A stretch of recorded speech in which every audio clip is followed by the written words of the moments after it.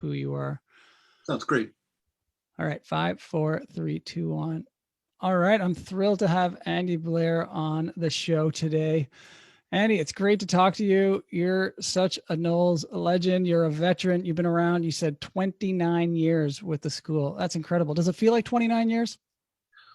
Whoa, yeah, in some ways it sure does. Well, you're not carrying a backpack today, so it'd probably feel a bit more if you had 60 or 70 pounds on your back.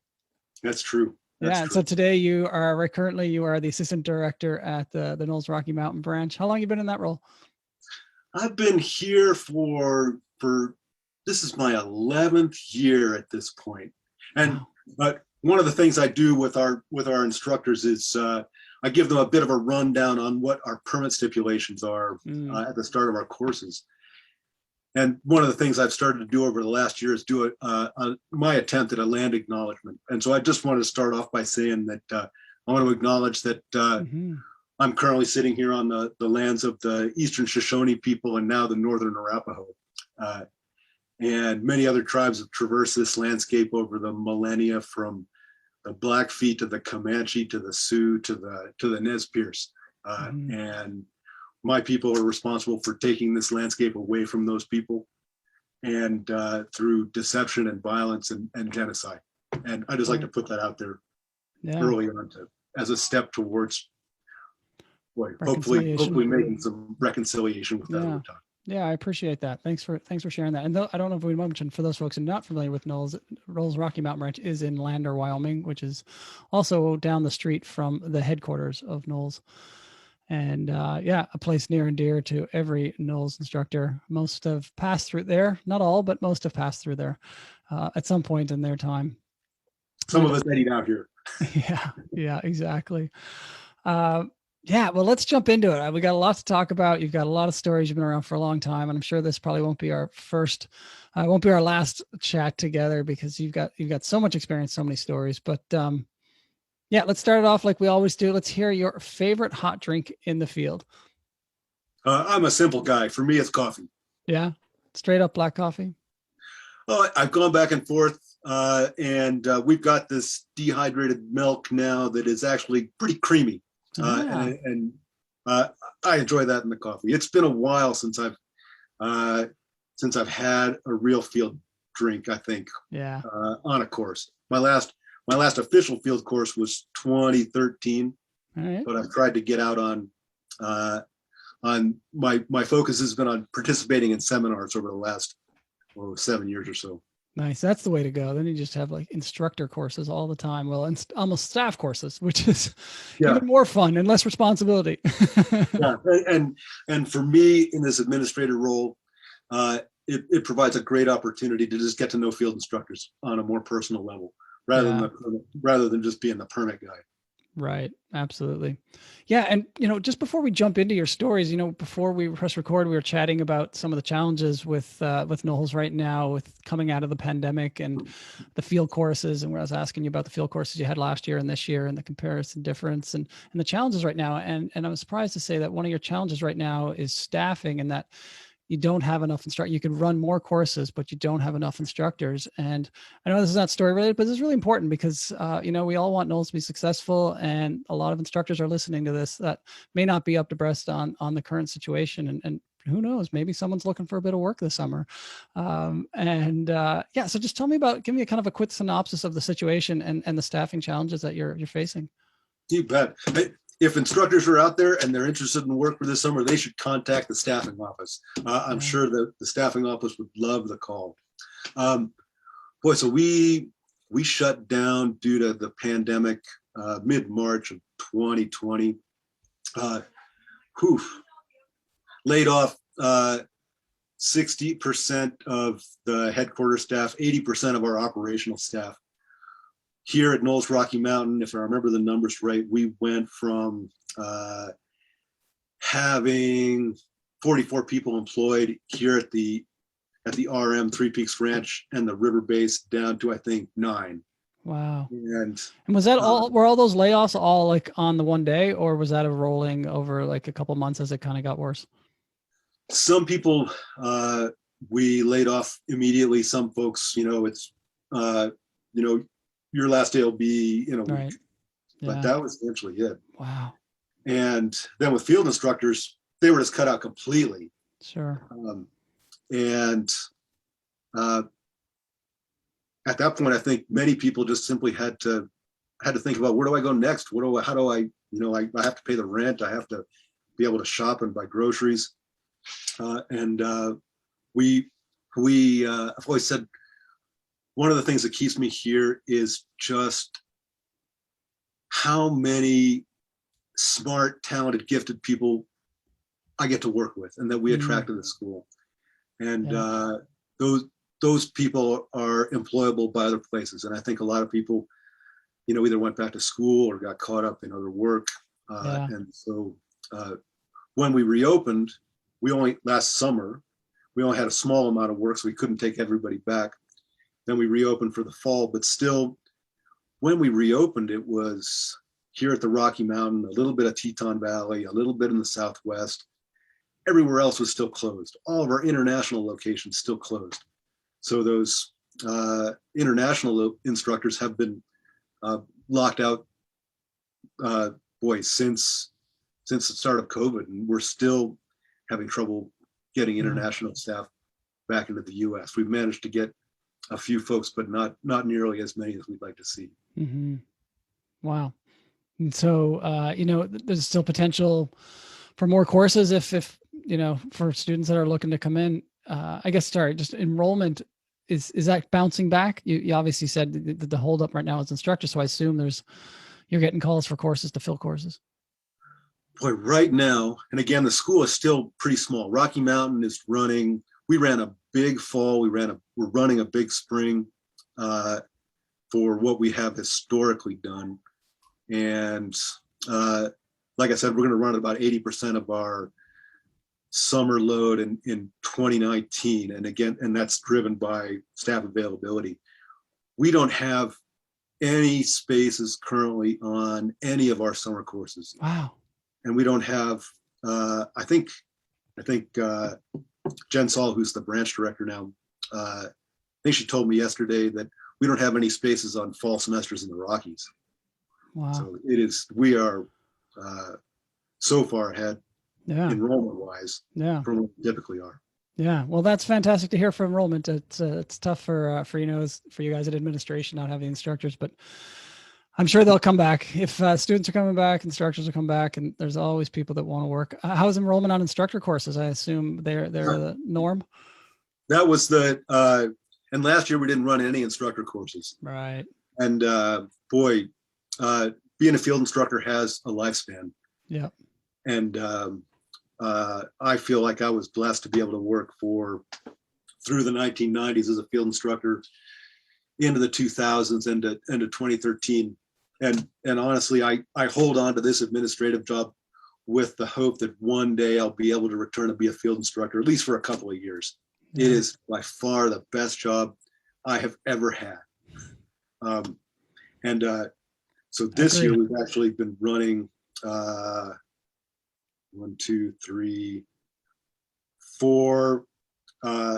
instructor courses that have either run, or one of them is run. We're running 3 more of them right now, right? As well as a professional instructor course. That's great. And then we've scheduled 2 more professional instructor courses for later in the year, which we've never done as far as I know. Yeah. Wow. And running 1 river instructor course. Yeah.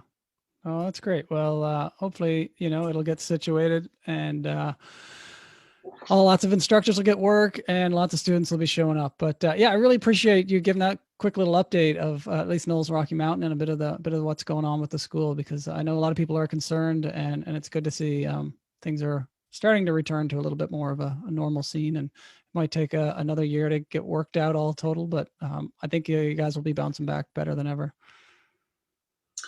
I sure hope so. I think outdoor recreation, outdoor education is more popular than ever in the U.S. at this point.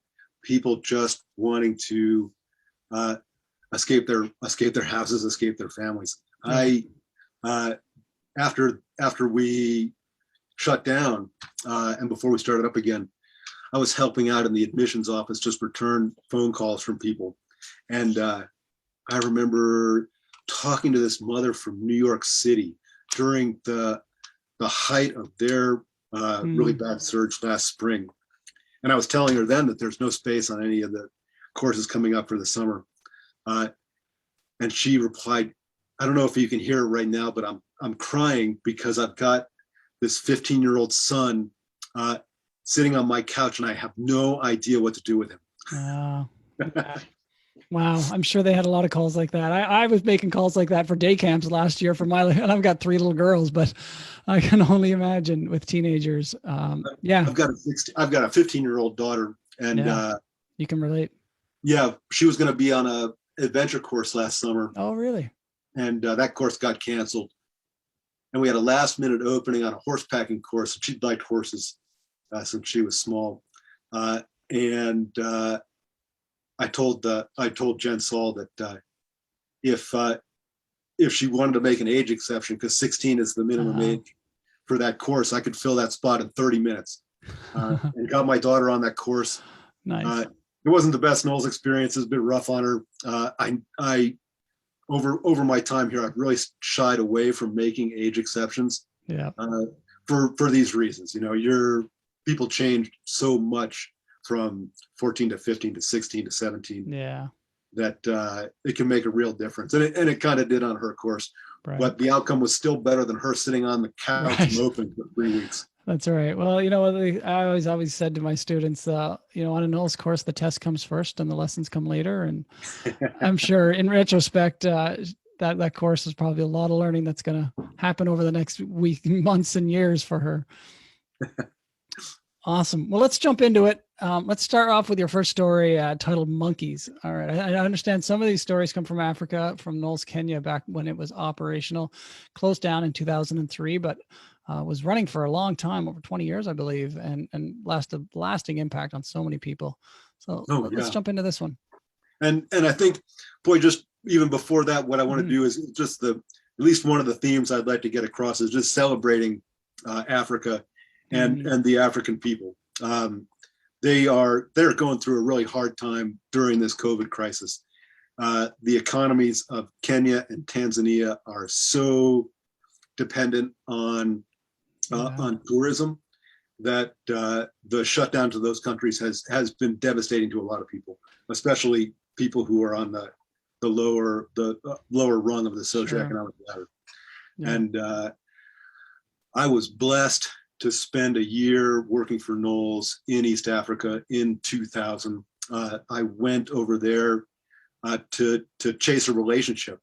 And up to that point, I'd been much more of a skills-focused instructor on rock climbing, mountaineering, backcountry skiing.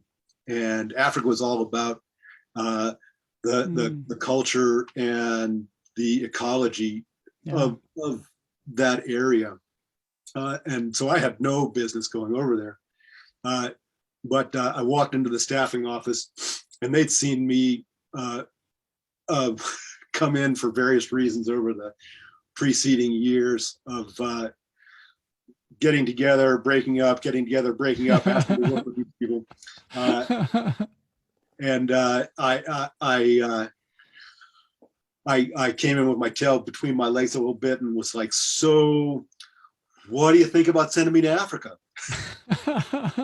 And amazingly, Joe Austin, who lost this last year, miss Joe every day, and Christine Lukenfels agreed to send me over there, which was amazing. Ended up being the second most educational year of my life. Yeah. The people of Africa, I can't thank them enough for just how much they taught me, and they taught me a lot about life itself. Yeah. So absolutely. I wanted to say that first before. Yeah, thank you. Going into some of my stories. With monkeys, I think, like many people who've never experienced monkeys, I had this kind of cute and cuddly impression of monkeys. Once I got over there, just came to understand that they are just self-promoting entrepreneurs who are a winner-take-all species, and they don't have any deference towards Homo sapiens. Right. My first camping trip was a few of us from the branch went north to a national park called Samburu and camped by the Owasso River. And literally we're just pulling up in this van packed with camping gear and food. And this little vervet monkey ran out of nowhere, jumped into the bus or jumped into the van, grabbed a carrot, looked at us, and ran off. No way, jumped in the van. Yeah, we were mugged. Wow. We were mugged immediately upon arrival.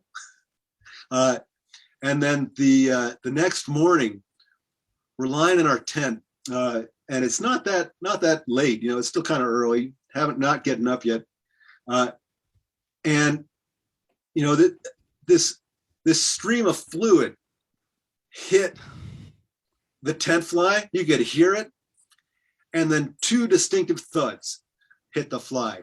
That animal could have evacuated its bladder and bowels anywhere else. It chose to do so right over our tent. No way. Oh man. And in my time over there, just coming across vervet monkeys and baboons and chimpanzees and other monkey species, each one of them just taught me a lesson. I remember one time we were in the Aberdares National Park, and one of our co-instructors stayed behind in camp to kind of keep an eye on the camp. And a troop of baboons came through camp while he was there.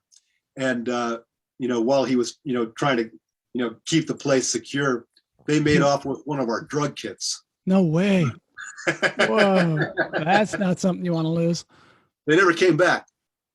And I can only imagine, like, the dominant male must have been like sitting up on a branch, 30, 40 feet off the ground, and got a few too many Vicodin in him and fell off a branch.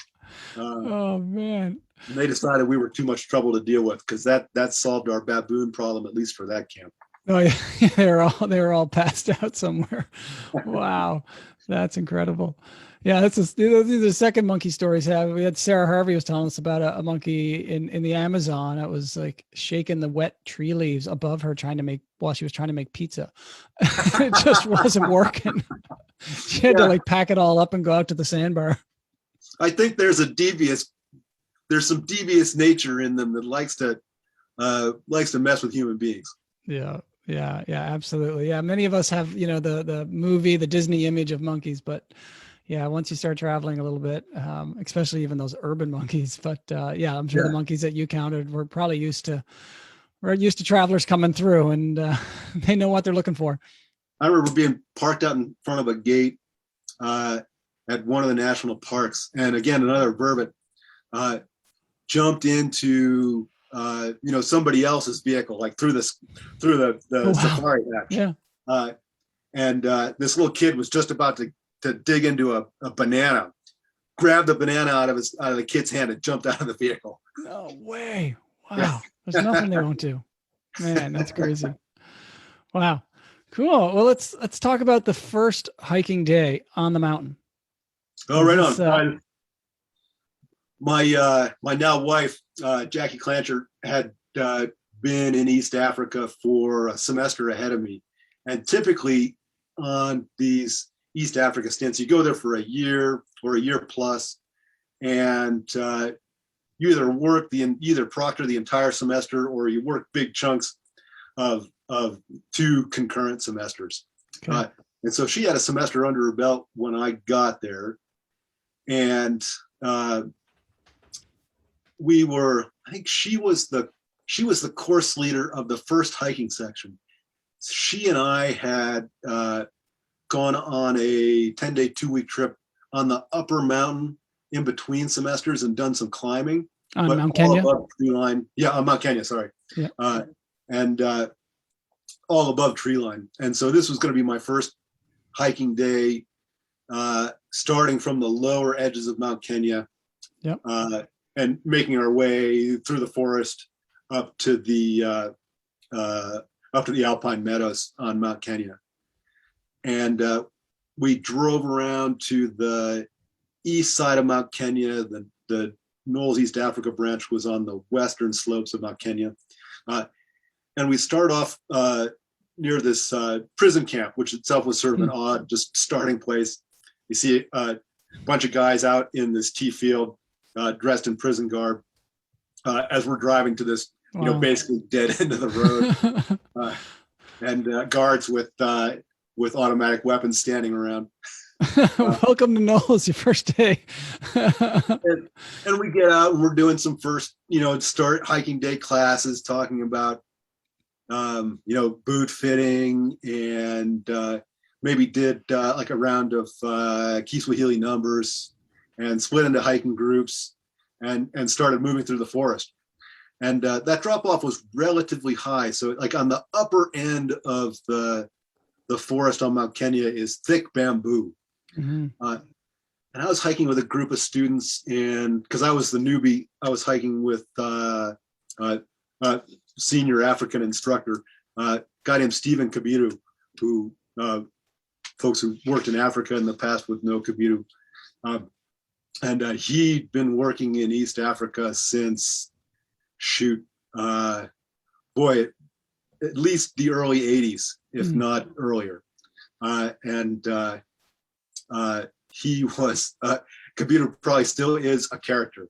Had his fingers in all sorts of business around the branch. Oh, yeah. Had his own farm, had his own bar, and I learned a lot from Kabiru. And when we were hiking up onto the mountain, taking breaks, we're seeing all this fresh elephant poop. And one of the students is like, Kabiru, what do you think the chances are we're going to see an elephant? And he's like, oh, no chance whatsoever. They hear us coming from miles away and they move off. Forest elephants, very shy. So, we basically ignored it. And you're walking through the bamboo, and the bamboo is so thick that it's made by elephants. It is essentially the size and shape of an elephant. And you can't see more than like 30 feet in front of you at a time. And we had this student up front and making animal calls. Still, my favorite animal call comes from being in East Africa. We'd yell "Hodi," which in Kiswahili means, "Hey, can I come in?" When you go to somebody's house, "Hodi." And so that was kind of your, instead of a bear call, you were doing elephant calls. Yeah, yeah, and Cape Buffalo calls. Sure. Like in East Africa, you probably remember Cape Buffalo, Hippo, right, and elephants are by far more dangerous than your average lion, or hyena. And he's hiking along. He's maybe 30 feet in front of me. I can't see him. He's going, "Hodi, Hodi, holy shit!"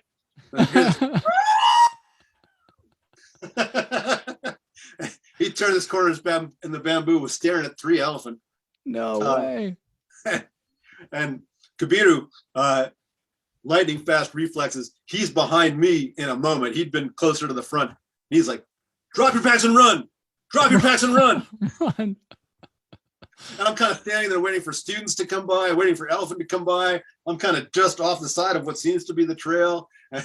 And some students come by, some don't. And thankfully the elephant decided that we were too much of a pain in the butt to deal with it, and went off some other direction, which was great. It gave us a chance to sort of debrief it. Wow, it was your first day. We had 3 students climb up about 3 feet into a thorn bush, which gave us opportunity to explain that the elephant stands 9 feet at the shoulder. It still has to reach down to grab you out of that tree. Again, my wife was the course leader. And when she and I were lying in the tent that night, I'm like, guess we shouldn't have talked about Kiswahili numbers. And that didn't go over very well. I spent a couple hours debriefing my that conversation with my spouse. But yeah, that was my first day on Mount Kenya. Wow. Yeah, Mount Kenya is such an incredible place. I'll share two quick stories of my time there. And again, I went over there, I think a year or two after the NOLS branch closed down, as I was mentioned earlier. And KG, one of the legendary NOLS instructors who worked a long time over there, still working for the school, put together a trip of a bunch of NOLS instructors. And it's kind of a mini semester we had over there, which was incredible. And on Mount Kenya, it snowed. We're probably 10 miles from the equator. And one morning, it didn't snow a lot, but it snowed enough for us to make a snowman at the high camp, about like 18,000 feet or so. So I've got that picture. I'll never forget it. I got that picture of a snowman. I keep telling people, this is 10 miles from the equator. Like Africa's so hot. I was like, oh man, it was freezing. And then, yeah, people don't realize like Mount Kenya and how high it is. And actually, you actually sleep higher on Mount Kenya than you sleep on Kilimanjaro, which is a bit higher. The summit is a bit higher. And the instructor that I was with ended up getting pulmonary edema that night. And we'd taken our time getting up there. And this was, a really fit Chilean instructor. And he lay down in the tent and, his lungs just flooded. So he had to be evacuated that night. I had to get down through all the muddy trails, navigating them in the middle of the night with pulmonary edema. But yeah, it's not something to mess around. And but it really is. Mount Kenya, if you ever get to that part of Africa, Kilimanjaro is kind of the prized mountain, but Mount Kenya, don't pass it up. And I had a choice to do either or, and I chose Mount Kenya because it's a different type of mountain. It's much more beautiful, I think, and scenic, and it's almost more of a range. It's still an individual mountain than kind of the classic cone of Kilimanjaro. Oh yeah, and you have you're less restricted, I think, on Mount Kenya than you are on Kilimanjaro. The Tanzanian government, I think, manages where you can go and who you can go with on Mount Kilimanjaro pretty closely. Whereas, at least when I was there in Kenya, you were free to traverse the mountain. Yeah, and I don't think we saw anybody. I don't think we saw other travelers when we were there. It's like, it's tiny percentage compared to what goes on Kilimanjaro. And I remember our first couple of days, it's probably different with NOLS, but for us on this trip, it was, to get your permits, you have to hire local porters. And I was kind of frustrated because I'm just a penny pinching NOLS instructor at the time. And I was like, well, we got to pay for these porters. Like, I can carry a pack. This is what we do. My job. And they're like, no, you got to have a porter. And then it's like, these guys are making pennies and it's like giving them work. And, I warmed up to it after a while, but like, I think they were, they're used to portering tourists and, running ahead and having camp set up and meals set up. And like their whole trip, we were like a camp for like 2 hours twiddling our thumbs. Like, where's our pack? Yeah. I don't think the guys were quite ready for us. Not that we were running ahead or anything, but obviously we're a little more suited for it than the average tourist coming over. But yeah, incredible time, incredible people over there. All right, well, let's move on. Another Africa story. These are all, I think, all Africa stories. Lions in camp. All right, so if lions aren't that dangerous, let's hear about lions in camp and you not being scared. This one was near the end of my year in East Africa, and I'd camped around lions before, and it's unsettling. I remember once being camped in the Maasai country around the Ngurman, and we were camped near this, I think, a Longanayo Spring, I want to say, and there was a pride of lions nearby, and you could hear them all night, just like. Wow. And we'd hired this Maasai Askari to watch our camp. Right, the spear. And and the Maasai, they are renowned watchmen and guardsmen, and like the Maasai will stay up all night, and he'll sit around that fire and. Right. Just by himself, he's fine. And the reputation of other Askaris was that as soon as you're out looking, they're going to be asleep. Right. But yeah, I remember that night in particular, I had to put earplugs in because I'm thinking about this pride of lions, maybe 100 yards away, growling all night. And there's maybe 2 pieces of thin nylon between me and them. But And what's the noise? Are they playing, or is that them eating? Are they hunting? I think they must have just been, lying around in some kiddie pile, just sort of, Right. messing around with each other is my guess. Right. I didn't go over and look. I guess not. But then this other story happened at Lake Nakuru National Park, which is, I can't remember the exact size of the park, but it's relatively small. It's near the third largest city in Kenya, of Nakuru. And Lake Nakuru is in the center of the park. It's one of those soda lakes in the Rift Valley. Yeah, with the flamingos. It's surrounded by this immense electrified fence to put the wildlife in. Right. And it turns out that they also used it to put problem lions in. That we found out about this later. And like one of the park rangers had mysteriously disappeared maybe a week before. Anyway, we showed up at the gate at Lake Nakuru. It's near the end of my year. It's near the end of the final semester that I'm working there. I'm tired. I'm all crusty. And I just and the getting into the park process had just become more complicated. They gave us these things called smart cards. I remember muttering under my breath at the gate after it took us about an hour and a half to get a course in there. I'm like, they should have called these dumb cards. And we camped in this compound inside the park, inside the electrified fence that was owned and operated by the wildlife clubs of Kenya. And it had like a 3-foot tall wire fence with 2 open gates in it between you and all the wildlife. And we pulled up just before dusk, I think, and we're unloading our vehicles. And this biologist from I think she was from World Wildlife Federation came by, and she's like, "Hey, you all should know there's been lions in this compound every day for the last week." And I'm like, lions? I've been camping around lions for a year now. I'm not scared of lions. And I decided that I wanted some space.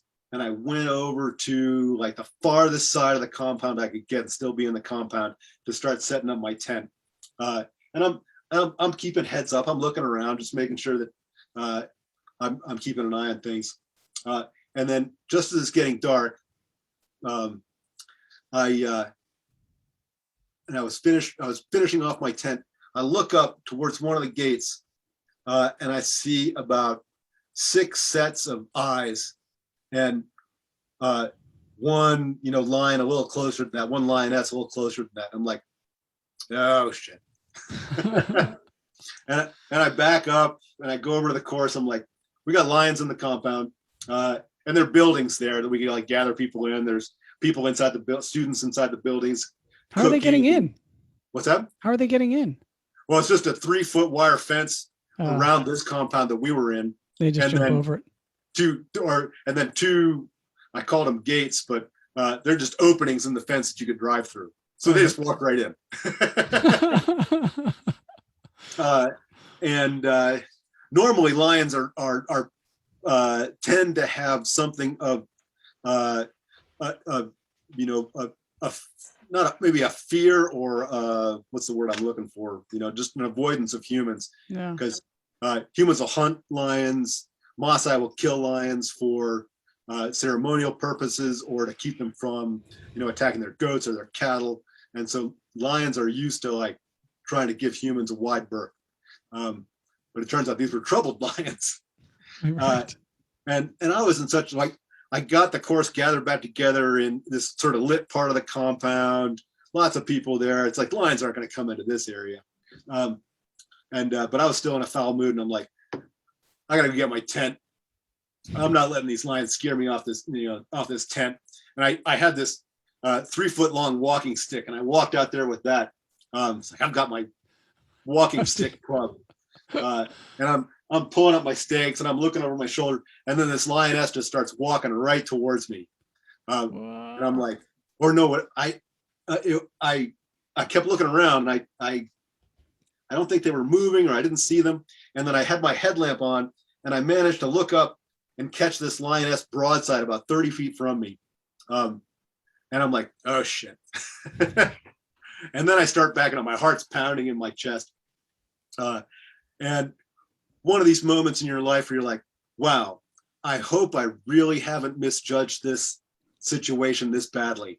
It's like she was very interested in me and what I was doing over there. And I managed to keep backing away. She kept getting closer until I got behind she was about 10 feet from me, and I got behind the corner of this concrete vault toilet, or just pit toilet. And at that point, I'm like, if she lunges, I give myself a 50-50 chance of getting into that bathroom and pushing the door shut. But she broke off after I broke line of sight with her. She stopped coming towards me, and I just remember like that fight or flight mechanism was kicking in. My heart was pumping so much blood with each beat. It was. Where was the rest of the course at this point? Did they see this happening? They know this was going on? Were they worried about you? Yeah. A handful of the students saw this, like, my instructor just got stalked by a lion. Like, so they weren't yelling at the lion, or they were just kind of watching the show.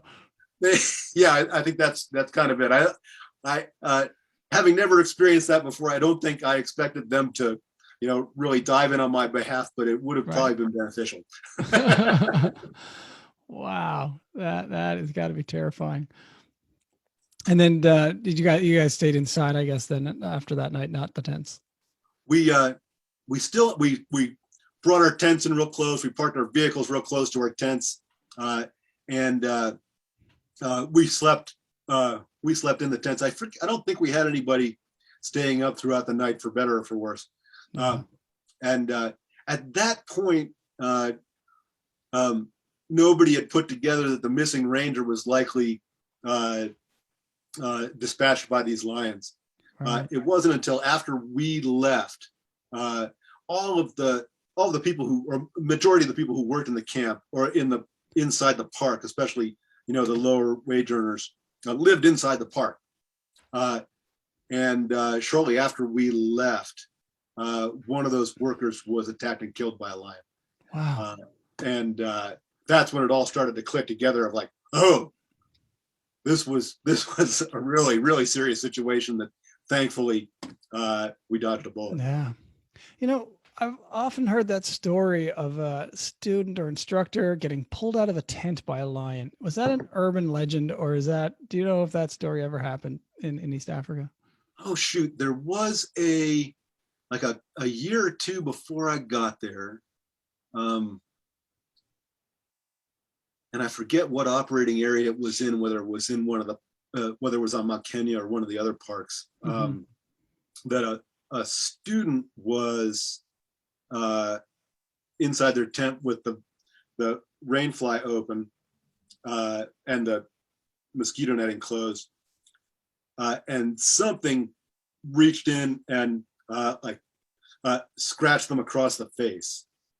And I heard speculation of, it was a lion or it could have been a baboon, which, toss up for which one's more dangerous to humans overall. Right. That maybe it's that story. I don't know. Yeah. Right. Wow. Either way, very terrifying. Yeah. Wow. All right. Let's talk about sailors. And, you don't think when you think of East Africa, you think of the safaris and the climbing and the Mount Kenya, the Kilimanjaros, but NOLS has an incredible program out on the coast sailing in these traditional sailboats. Let's hear about this story. Oh yeah. These East Africa or these Indian Ocean dhows. And you met some of these sailors. You met Omari Bob, and who's a holy man. He's been on the Hajj. He is at least when I was there. I think he's still alive. My daughter and wife went over there. Shoot, now I guess 5 years ago or so. Yeah. And KG took them down to the coast, and Bob was still there. Bob is like ageless. I thought I saw a picture on him like in the last year of some reunion they had, and I think he was in there. He looks the same as he did. Yeah. Maybe just And, describe for those folks who don't know what kind of the traditional African dhow sailboat is like. oh shoot, it's imagine the shape of let's say a sailboat hull, with a mast that is at one main mast typically that's canted forward. I think bigger dhows may have more masts, and the boom is the sail is attached to the boom, but the boom gets hauled all the way up to the top of the mast, and then the sail is let go from that mast. And we had just a great relationship with these sailors from the coast, and they all the sailors on the coast are Muslim, and we were routinely told our students, this is a conservative culture. We want to respect their religious beliefs. We want to, not wear revealing clothing, and just really be respectful of their culture. And over time, and it's going to be 90 degrees and beach weather. Well, that sailors are sailors, wherever they are. And while there may be conservative Muslim people in that culture who have very conservative views, our sailors not as much. When you haul the boom up the mast, you haul in unison to a chant. You get 10 people hauling up what's called the damani, the crazy rope. And I can only remember one of the chants, but some of them were pretty vulgar. And this one I can remember that they'd have us chant would be Mzungu Tai Shingoni, Mzungu Tai Shingoni, which means white person, your tie will strangle you. White person, your tie will strangle you. They've got all these rich white kids chanting this as we're hauling this. They were just laughing their butts off. Oh man, that's hilarious. So these guys were hysterical. Oh my gosh. And so we went down to the coast, which is the Lamu Archipelago, which is just an astoundingly beautiful area where we used to run these sailing sections of these semesters. And like I said, we would hire these two dhows and their crews, roughly like 17 people. So almost a 1-to-1 ratio between us and the sailors. And two captains, one for each boat, Captain Bakari, Captain Saidi, and just great guys. And the crew just really enjoyable people who just love to play tricks on the white people. And this one we went down was actually an instructor seminar, not leading any students, but for East Africa staff who weren't familiar with the coast or wanted to go down to the coast, for the few Americans who were at the branch, and the sailors, just go down, sail around, learn something about the coast, and have fun with these sailors. And we ended up leaving this small island, Kipangani, which is up towards the Somali border, kind of late. And there you kind of sail with the tides. You're supposed to launch at this time. We got delayed in our launch for whatever reasons, so we're launching with the next tide, which put us like well behind schedule. And we get caught in this storm, and we're sailing at night. These guys know this water is totally unlit, so these guys are sailing dark through the dark. It's raining. The seas are pitching back and forth. None of the sailors have PFDs on because it's not their thing. Turns out I learned then that they chain smoke cigarettes during courses. They're not smoking at all. They chain smoke cigarettes all night long. And we are soaked. I remember at one point during the night, Shukuku Oko, who was the assistant branch director in East Africa, he's on this seminar with us, and he just sort of lifts his head up. We're all like underneath this tarp that's doing nothing to protect us. Right. He's like, why are we lying underneath this thing soaking wet? And the boat's just doing this all night long. Oh, no. And it was, it was like, boy, if we had gone over, who knows what would have happened. Right. Yeah. And I don't know how close we came to. The boat was pretty stable, but the seas were pitching pretty good. Yeah. And on these boats, if you need to use the bathroom in East Africa, the toilet is called the cho. And the cho on the dhows was I'm sorry. This plank of wood with a hole out of the center of it.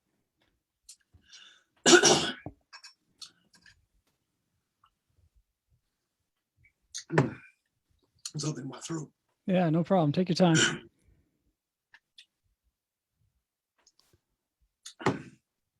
And you, let's see if I got this. We can edit all this out. Don't worry. Take your time. You'd hang this cho over the side of the boat, and you'd sit in it and be by the stern, and pee or poop, whatever, straight into the ocean.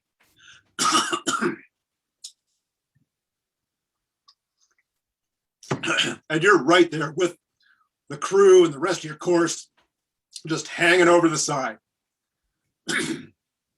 I never saw any of the sailors use the cho ever. on any of these trips, and Americans, we gotta go. It's like they're hanging it out over there. It's somewhat embarrassing. It's very close quarters. So in the morning of this instructor seminar, it's like dawn. We've been How long are you on the boat at this point? Like, what was the plan? Hours on the boat? Shoot, it gets dark around 6 p.m. and we started sailing a little before dark, and it gets light about 6 a.m. And so this is probably like 5:30, just before light. And the seas have calmed. We all passed out at some point, and we're all asleep. And Captain Bakari, the most respected man, the head captain of both of these crews, he's got to go. And we're all asleep. He sees his opportunity. He's the only one awake, hangs the cho over the side of the boat, and is just climbing onto it when a hippo surfaces. A hippo? Yeah, they would go back and forth across the channel between the islands. Surfaces, makes this huge splashing noise. And just as Bakari's stepping onto the cho, of course, like, we all immediately wake up like, hey, hippo! And I always felt so bad for Captain Bakari. Like, this guy is like, he's got to go. He's been sailing all night. And a hippo takes this opportunity to suddenly surface right beside the boat and slap its jaws. Wow. You said, excuse me, my turn to cough.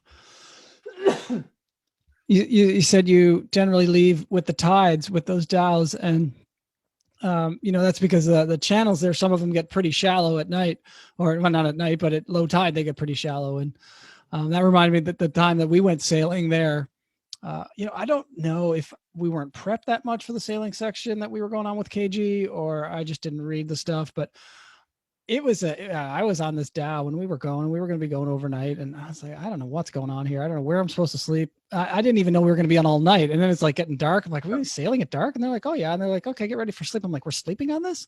Like, I don't know. For some reason I thought we were going to be there in daylight. I was like, okay, I guess we're sleeping on this. And so we all try to get comfortable. It had rained as well. And I don't think half the people didn't even have rain jackets with them because it's, it's sunny and 90 degrees most of the time. And it gets chilly when it's raining there sometimes with the wind. But so we're kind of tossed and laying out on these benches and trying to get a bit of sleep. And then all of a sudden we're like starting to slide to one side, and it's not like going back and forth, and we're just sliding off to one side. We're like, what is going, and then we feel like it stopping, like skidding to a stop. Like, what is going on here? It's probably 3 or 4 in the morning. And they're like, oh yeah, we'll just be staying here for a few hours. And we'd totally been grounded in the sandbar or something. I was like, what? We're just, and this is like a totally sailboat that's keeled over. We're supposed to sleep here now for another couple more hours. When the tide comes up, we'll get on our way. I was not prepared for that. It was sort of sleeping in the ropes off to the side. Yeah. Yeah, we definitely had to change our sleeping positions to accommodate for the keel over. But yeah, what a trip that was. Definitely unexpected. Great times. I love that. And most people aren't getting that experience when they head to Kenya, are they? No, probably not. Yeah, probably shouldn't have those experiences. No, exactly. I remember saying to KG, I was like, I feel bad for these sailors. Like, they're working in these conditions. Like, they're like, are you kidding me? And they're having a blast. Like, when we're not here, they're moving cement and like sand from island to island. That's what they're doing when they're not, out here with tourists or students. So I think they're pretty happy to see us for our moments that we get there. So we give them some levity, I think. We don't run those sections anymore because we're down in Tanzania. But my wife and I spent a week with Captain Bakari one time and went with them for like to look around for good sand. And wow. Good sand, you don't want salt in it because the salt makes the concrete weaker. So you go up, you taste the sand. No way. Okay. And then we'd fill up the hull of the dhow with sand. Then we go to this place where we exchange it, get paid for it. And we're watching this fight break out between 2 different crews because somebody said, no, there was this many barrels. And the other guy's like, no, there's this many barrels. And one guy takes a spade and he's swinging it at another guy. Their guy's lifting a barrel up to protect himself. And like, no, things are getting a little real. Yeah. Yeah, absolutely. Yeah, I think being with American tourists is a little easier. Yeah. Yeah, for sure. All right. Well, let's finish off with this story. And this might cover one of our final questions we talk about in the rapid fire about your favorite costume. I wonder. You got it titled The Best Halloween Ever. Let's hear about this. Gary Shikati and I, another longtime NOLS instructor, had been working these fall rock climbing camps in Cochise's stronghold. This is actually, I think, the year before I went to Kenya, or maybe the year after, right around that same time. And they'd always fall over Halloween, and we kind of do these Halloween things and try and like make them even more impressive each time. I should add a disclaimer in here that the story I'm telling now, if other current instructors were to do this, there's a good chance you may get fired. Put that out there. Just to say. And we were getting briefed for this course, and it was a course that they started with sea kayaking in Mexico and came across the border. And they'd had a rough start to their course and a rough first section. The instructors and students weren't getting along. They were coming to us as like a troubled course. We're like, all right, we got to do something to like help bring this course around. So we're planning out Halloween, and we're like, we used to run caving programs down there at that point using carbide lamps, and carbide, when mixed with water, makes acetylene gas, which is volatile and explosive. You'd make these cute little acetylene torches on the front of your heads when you were caving. And we had this bin of spent carbide down there. And Steve Whitney, another character you should add to your list, was program supervising down there. And he's like, oh, you should make a carbide explosion. And we poured out this pile of spent carbide and poured water on it and lit it. And it goes, woof, during our briefing. And Gary Shikati was like, I do not want to light the carbide. And went on from there. And we came up with this elaborate plan. So on Halloween, Gary took the students out of camp on a walk to look for the little people in the trees. Meanwhile, we set up 2 converging zip lines over this fire pit into which we put a big mound of spent carbide. It was me and Katie Hogue was the proctor, John Abel and Betsy Treadway were the other 2 instructors. What a cast of characters. Katie was a witch, and she and I were poised on this branch about 10, 15 feet off the ground with our zip line converging to the ground. John and Betsy were staged on top of a NOLS van with a zip line converging to the ground. And the idea was Gary would lead the students back in, put them, seat them in all these assembled camp chairs that we had, continue to go on in a Gary Shikati story while pouring water over the carbide. And John and I had soaked the tails of the brooms of the witches in white gas. And our signal to light the brooms on fire was when we saw the explosion of the carbide. And then the witches would descend the zip lines on flaming brooms. This all seemed to be a good idea on the front side. And so I'm standing with my back to the mound of carbide. I'm perched on this branch 10, 15 feet off the ground. Right. And I've soaked Katie's broom, which is like right here for me, in white gas. And Gary seats the students, keeps going on about the little people in the trees. And I see the flash of the carbide. I light the broom. Katie doesn't move. She's paralyzed. I've got this flaming broom in front of me. I'm like, go, go. And John had thought this out a little better. He poured white gas on one side of the van and walked it across the van and handed it to Betsy. So he lit the broom and the top of the van on fire. Oh, man. And Betsy is likewise paralyzed by this, because what had happened was this huge plume of carbide went up and engulfed 3 students in polyester costumes in flames. Oh, no.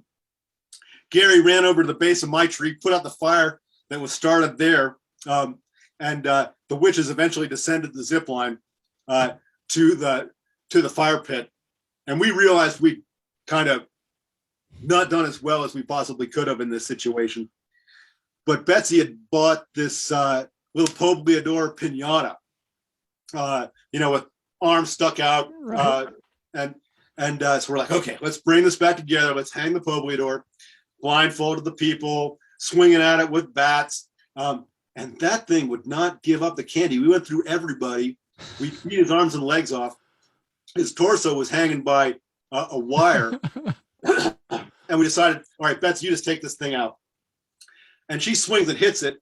And a few pieces of candy come out. And this one big guy charges out to get the candy while she's winding up again. She catches him across the forehead, connects with the Pobleador. The Pobleador explodes.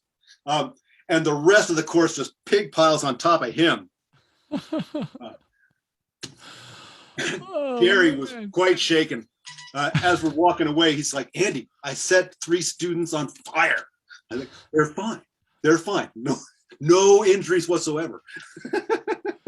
Next morning, and remembering this was a group coming to us with challenges, and like Halloween was like day 2 of this. Well, you had them terrified after that night. And we circled them up the next morning to have a debrief, and I remember one student's like, you all have set the bar pretty low. We had a great time with them. They were a blast. Having started their semester in a challenging way. Yeah. We had a blast with those students. It was great fun. Yeah, that's the one way to make a shift in attitude. Wow. And the kids that were set on fire, I assume that was just a quick flash and maybe a few hairs on the arm, or they were okay? Yeah, I think we singed them. Yeah. Yep. I think there were some eyelashes that were a little shorter and some arm hair that was a little shorter. But no first aid required. Nope. Right. Just we were just all glad we didn't get fired in the debrief. Wow, that's amazing. Yeah. Well, I think that was a well-placed disclaimer at the beginning. Remember, don't do this on your courses. Yeah, absolutely. Wow. It was a long time ago. This that's a statute of long, limitations yeah, is it's a new expired. era. It's a new era. No, that's great. That's well, you got to give yourself creativity marks. Like that was a lot of effort put into that. That was a lot of effort to what would have really taken place over about a minute and a half or 2 minutes. Yep, it's one of those times that definitely sticks with you, and time slows down. Yeah, yeah, absolutely. Wow, this has been a blast. I've really appreciated these stories. Let's end with our rapid fire questions, and then we'll let you go. All right. So what is your favorite location, or what has been your favorite location to lead trips? Oh boy, that's not answerable. I don't think. I enjoy going places multiple times because I think I get to know them better. My like all around favorite course type is wind river mountaineering courses. I think they're a great survey in mountaineering, from rock climbing to snow climbing to glacier travel. And my favorite route would be hiking in from the west side of the winds and hitting the divide at Indian Pass, and then getting on the glaciers of the northern winds and moving north across them. You end up spending 2.5 to 3 weeks of the course on glaciers above 11,000 feet for the whole course. Wow. And just in spectacular terrain from my perspective. Yeah. Just a kind of side note. So after all these years, 29 years with the school, many, many, many trips in the winds, both I'm sure with NOLS and personal trips, are they still as enticing as ever?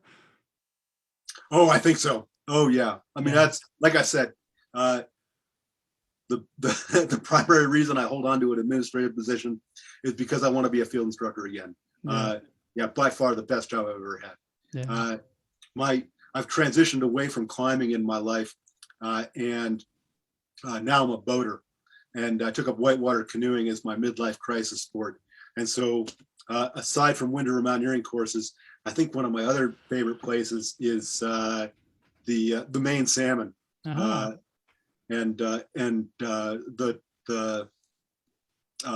section of river that we run, just beautiful classroom, astounding. Right. Yeah. I noticed your dream now is to become a canoeing instructor. Exactly. Someday. Awesome. I think I can go downstream a lot longer than I can carry a mountaineering pack. Yeah, absolutely. All right. What's your favorite piece of gear? Was there something that stayed with you on many, many trips, or one particular thing that you liked? I'm going to credit one of my co-instructors, John Marshall, with during one of my early course leads. He brought a pair of rose-colored sunglasses on a course, and they made everything better. Yeah, just pick your mood up, or pick everyone else's mood up. Put the rose-colored sunglasses on, and your day is better. All right. Yeah. And were they flower shaped or anything special in the design? Yeah, fairly conventional. Just it was the tint to the lenses that really helped out one's mood. Yeah, that's awesome. I was talking to a guy today. He was out mowing a lawn near my house, and he looked at me and he took his sunglasses off and he said, and they were kind of a yellow tinted. He's like, "It's always sunny with these on." So that's a great idea. Those folks out there that are spending a lot of time in Alaska or gloomy Patagonia, you might want to think of rose-colored glasses for your next trip. For sure. I think we should issue them. Yeah, right. That'd be great. All right. So, other than this Halloween endeavor, what's your best backcountry costume that you've seen or that you've wore yourself? Oh, shoot. Yeah. For me now, my favorite costume is a dry suit.